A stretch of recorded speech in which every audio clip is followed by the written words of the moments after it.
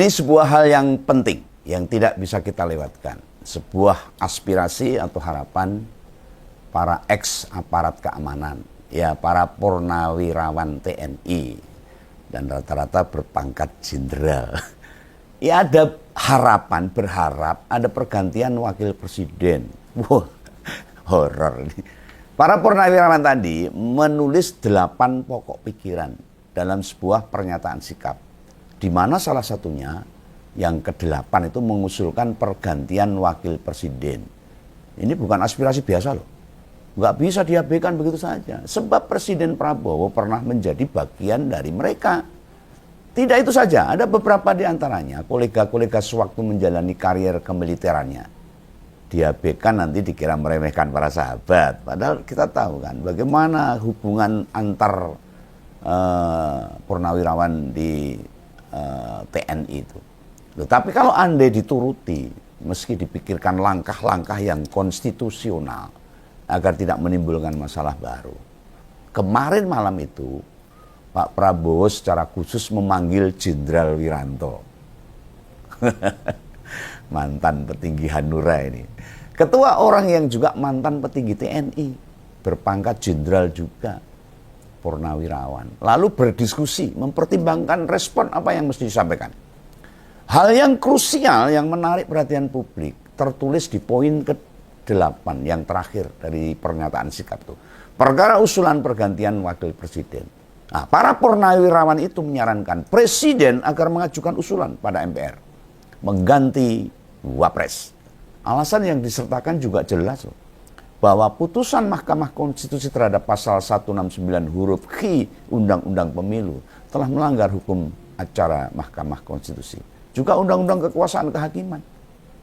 Nah, usai bertemu presiden dan membahas pernyataan para purnawirawan TNI, Jenderal Wiranto menyampaikan hasilnya.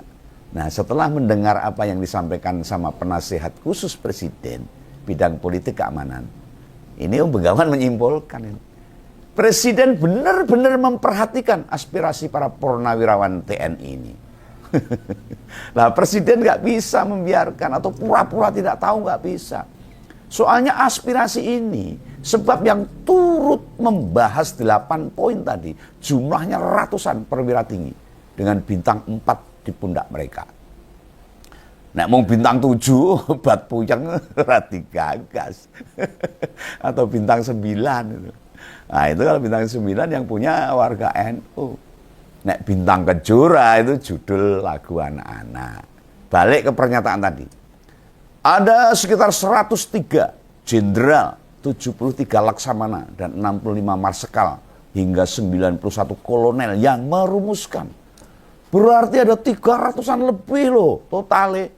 Itu purnawirawan dengan perwira tinggi sampai jenderal bintang 4. Ada berbagai dasar yang bagi Begawan setelah mendengarkan yang disampaikan Pak Wiranto, bila Presiden Prabowo nggak serk sama wakilnya, bisa juga secara pribadi. Kanggoku dhewe no. Sakjane kepala negara yo jane. Nek tak tonton itu jane ya ora betah. Tidak nyaman atau malah sulit bekerja sama dengan wakilnya. Monggo Kompolnas atau haters mau setuju apa enggak tentang kalkulasi Begawan ini ya bebas.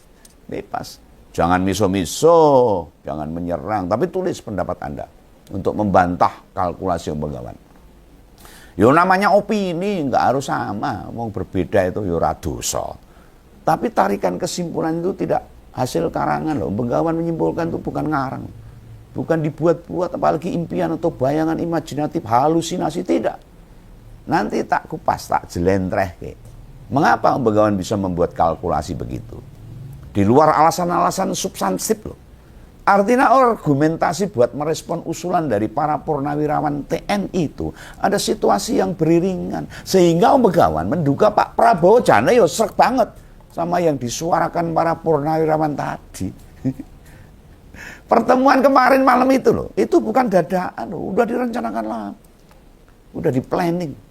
Tetapi beneran diatur sedemikian rupa, kudu pas malam Jumat kemarin.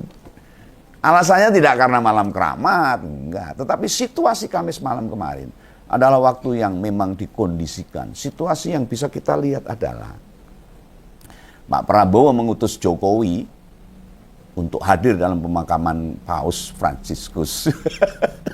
Nah, terus hubungannya apa ini? Harusnya yang diutus itu ya petinggi Katolik di Indonesia atau Menteri Agama gitu loh, dan Menteri Luar Negeri kalau mau diutus. Dan jadwal terbangnya itu memang kemarin malam. Sewaktu Pak Prabowo bertemu dengan Jenderal Purnawirawan Wiranto.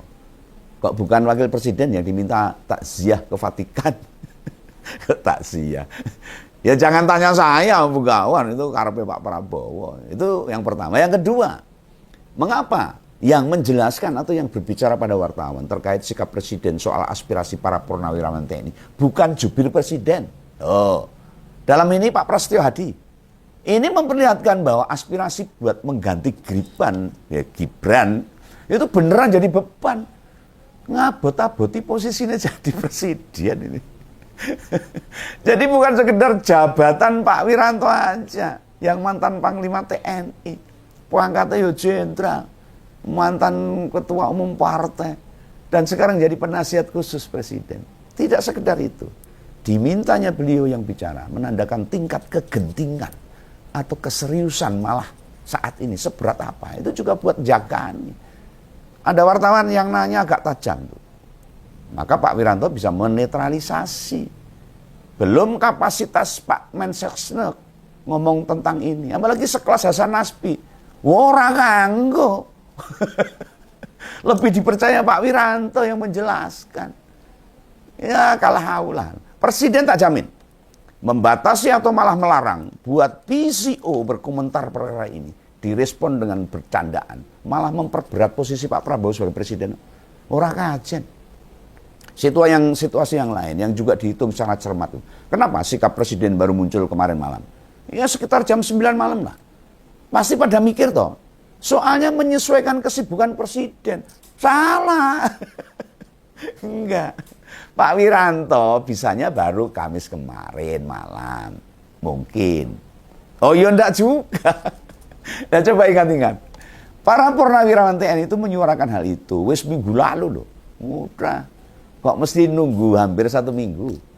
Ya memang dicari momentum yang tepat. Dan kebetulan ada kondisi di mana Jokowi bisa diterbangkan ke Vatikan. Nek boso politiknya itu disingkir gitu. Dan berada di udara waktu itu masih terbang itu. Nah konferensi pers terus digelar. Bagi yang ngerti benar pengaruh Jokowi pada kekuasaan, nggak bisa sembarangan menyikapi kejadian politik yang masih terkait dengan Jokowi. Pasti usrek. Iya, halo teman-teman, kembali lagi bersama saya di channel ini. Salam inspirasi, salam NKRI harga mati. Kembali lagi dengan saya di channel Indonesia 2045 yang membahas seputar politik, pendidikan, hingga budaya. Iya, menarik sekali terkait yang mungkin ini menjadi kabar yang mengejutkan sekali, bahwa ada desakan ya untuk mengganti wakil presiden Republik Indonesia melalui MPR. Ini diawali dari tuntutan dari salah satu forum purnawirawan TNI yang dalam isi tuntutannya mengatakan mendesak wakil presiden agar diganti melalui MPR, teman-teman ya. Melalui MPR. Nah kemudian, bisakah Gibran itu diganti sebagai atau posisinya dari wakil presiden? Ya saya rasa sih jawabannya bisa-bisa saja. Asal ada hal yang mungkin memungkinkan Gibran untuk dimakzulkan. Tapi bagi saya, ya daripada dimakzulkan mending mundur saja. Karena mundur jauh lebih terhormat, jauh lebih mulia dibandingkan dilengsarkan atau dimakzulkan. Tetapi atas dasar apa gitu ya? Dan siapa nanti yang menggantikan posisi Gibran? Ini kan menjadi pertanyaan kita juga nih. Apakah semudah itu memakzulkan wakil presiden yang memang notabene kita tahu bahwa itu dipilih langsung oleh masyarakat Indonesia, oleh rakyat Indonesia melalui pemilu pada kontestasi Pilpres 2024 kemarin. Nah, bagaimana respon Pak Prabowo? Apakah oke gas, oke gas? Barangkali seperti itu. Barangkali desakan wakil presiden dicopot dari jabatannya atau digantikan melalui MPR. Yang penting jogetin aja, barangkali seperti itu gitu ya. Atau oke gas, ya bisa saja seperti itu ya. Seperti judul yang saya lihat ini nih di penyampaian Om Begawan gitu ya. Tapi nggak mungkin juga lah Pak Prabowo seperti itu. Tapi nggak tahu juga sih sebetulnya. Ini kalau kita tahu penyampaian ini kan dari Forum Purnawirawan TNI, sedangkan Pak Prabowo juga ya kita tahulah bagaimana sosok Prabowo di militer ya. Dan rasa-rasanya ini sangat serius dan bahkan kita bisa sebutkan tidak mungkin tidak ada unsur atau hukum atau hal yang lain yang membuat para purnawirawan TNI ini mengatakan hal seperti itu, melakukan tuntutan itu. Pasti ada jeratan hukum untuk Gibran untuk memungkinkan dia bisa diturunkan. Bisa saja sih seperti itu. Atau hanya sekilas pengalihan isu saja atau bagaimana? Nah, kita juga berpikir ke sana juga loh teman-teman. Di Indonesia kan kadang-kadang ada kasus, tiba-tiba muncul kasus baru lagi. Biar kasus yang lama tenggelam gitu ya. Itu sering sekali terjadi, kita baca juga lah gitu ya. Tapi apakah benar gitu ya? Kita akan lihatlah ke depannya bagaimana. Nah, saya rasa juga banyak sekali juga netizen kita yang setuju dan banyak juga dari mereka yang tidak setuju. Nah, kita akan buktikan melalui komentar pada video ini. Ya sudah ya, pensiun kepingin ngatur negara, kita sudah sepuh. Terus gimana hasil pemilihan presiden dan wakil presiden? Joko Widodo masih kuat pengaruhnya saat ini bukan karena rakyat semua mencintainya, tapi karena Joko Widodo sebagai mantan presiden memegang semua kartu para petinggi yang masih berada di pusaran pemerintahan atau menjabat dalam pemerintahan sekarang. Karena semua ini sebelumnya sudah didesain Joko Widodo sebagai kekuatan politiknya pasca dia nanti tidak lagi jadi presiden. Dan sekaki Gus Hal ini juga menjadi kekuatan bagi Gibran sebagai wakil presiden karena suap yang mau memasalahkan Gibran.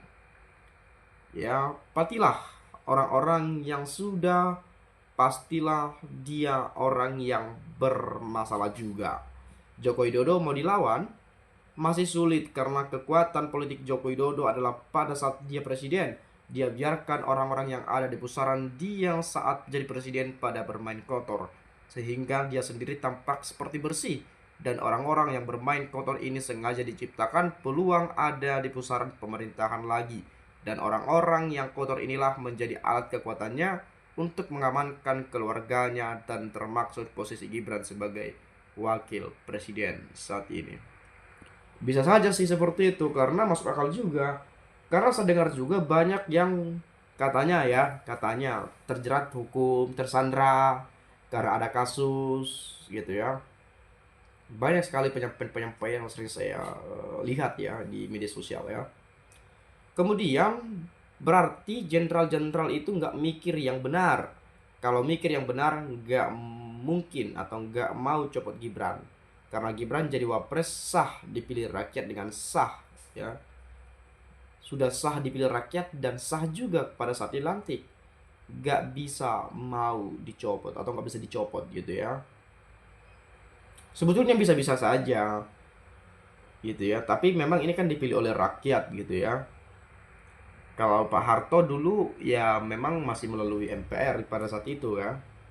Masih voting kalau nggak salah ya, atau apa tuh. Kita percaya sama Pak Prabowo, semoga teriakan hidup Jokowi hanya pujian politik kejam bro. Saatnya Pak Bowo punya mimpi yang mandiri tanpa campur tangan Jokowi. Marco Top, Pak Tri Sutrisno ganti Wapres. Setuju. Lebih cepat, lebih baik. Yo, Mulyono segera diadili. Ya ampun, pendapat ini hanya orang sakit hati, tidak mewakili rakyat Indonesia. Saya sadar itulah kehendak Allah yang memimpin negara ini. Bapak Prabowo senior, jelas pengalamannya. Gibran junior jelas mengajak para penggenerasi ini. Buktinya alhamdulillah, amin amin ya rabbal alamin. Kalau saya pribadi tidak setuju Wapres diturunkan 58%, pilih rakyat. Enak aja, negara bukan hanya milik purnawirawan, tapi untuk semua warga negara. Tidak setuju pergerakan para jenderal purnawirawan itu, siapa penggantinya pasti, dan lain-lain ya. Rakyat 90% saat mendukung memakzulkan anak haram konstitusi. Ini lagi, para purnawirawan TNI hanyalah segelintir dari rakyat Indonesia. Jangan merasa lebih hebat dan lebih dari segalanya. Pangkat itu pun diperoleh dari rakyat. Harap dipahami. Ya, macam-macam ya. Apakah Anda setuju? Apa Anda tidak setuju? Boleh, nanti silakan sampaikan perspektif Anda ya. Sudut pandang teman-teman silakan dituangkan di komentar ini, biar kita nanti bisa sampaikan kepada teman-teman yang lainnya, dan kita bisa bertukar pikiran, kita bisa diskusikan bersama melalui pendapat-pendapat, pandangan-pandangan Anda di komentar pada video ini. Itu saja mungkin. Sekali lagi terima kasih. Saya mengucapkan salam inspirasi, salam NKRI, harga mati.